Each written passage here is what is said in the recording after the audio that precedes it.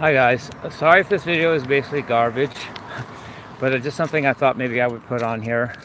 I want to talk about something that I consider the theory of arguing and arguments, and whether they're engaged in or not engaged in, participated in or not participated in.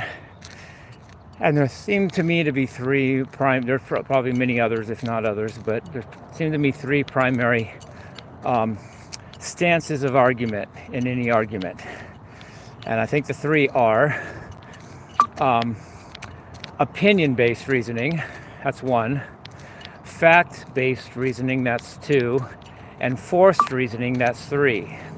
Now, a lot of arguing seems to go on in the internet. In fact, there's an argument to be made, LOL, that the internet is primarily an arguing forum. But anyway, whether that's true or not, or whether that is this, whether despite that being true or not, I'd like to explain the three primary stances of argument the way I see them. I just thought of this theory today.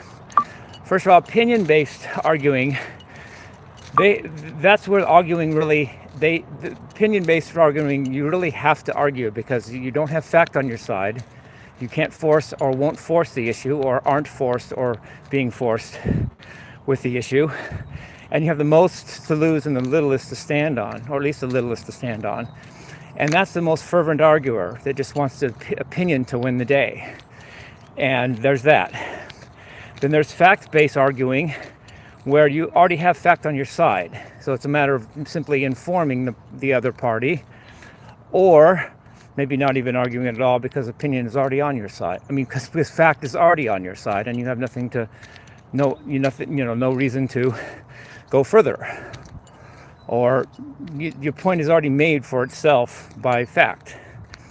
Then finally, forced argument or arguing is where the mind is already made up, and that's either by the self, and that's still forced because you're causing yourself to have a closed mind that you won't open up, or someone forcing you, meaning you might not even believe it, but you have to make the stance because of somebody else enforcing it on you, or you may believe it and someone is also enforcing it on you, but either way your mind is closed. So the way I see these kind of three forms of argument all the time. Let me just give some quick examples and what I feel, and then I'll go. Love you guys. I don't want to be an opinion-based arguer very much. If opinion wins the day, then I'm already on the losing side, perhaps, because opinion can't beat something that's forced, and opinion can't beat fact. It can only cause the illusion of defeat of either of those two, and or best make a draw or a tie. It's hard for opinion to win over fact or forced arguing. So there's that. I don't want to be an opinion-based arguer. If I am, I want to maybe just not even go there, or not do that subject or that topic, or just get out of that situation, because that's a very weak hand to play. Then fact-based arguing is my favorite. That's where you don't even have to argue unless you want to. You don't have to, because fact is already on your side. And if you do, you already know fact is on your side, so you're not desperate, and you don't have to engage unless you want to, and you always have the option to disengage if you feel like it. That's my favorite kind of argument, or argument-based principle.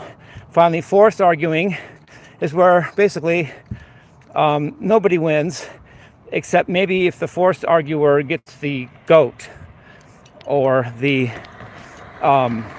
deceives the other party, or gets the other party, tricks them into thinking, psyching them out or whatever, thinking that there's something to that, so that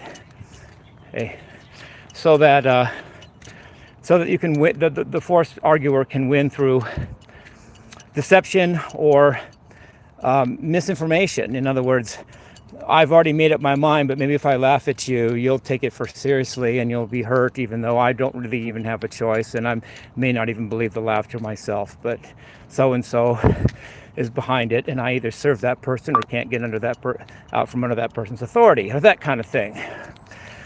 That's my least favorite type of argument, because there's not even any logic involved. It's just intimidation and fear and threat, and nobody wins, and just go home.